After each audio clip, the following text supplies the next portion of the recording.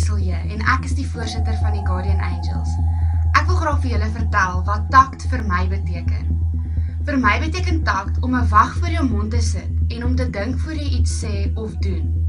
Spreuke 15 vers 1 sê, 'n sagte antwoord laat woede bedaar, 'n krenkende woord laat woede ontvlam. Om taktvol op te tree beteken om ander mense en hulle omstandighede in ag te neem.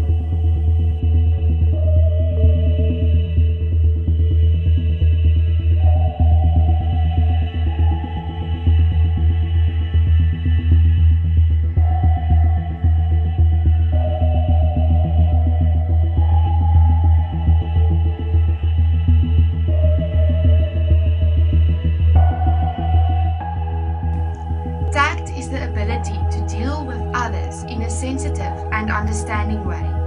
Ek sal tact toepas in my skool deur myself in ander se skoene te plaas. Ek sal my Christendom openbaar deur die manier hoe ek optree. Tact is important because the way you handle others says a lot about yourself.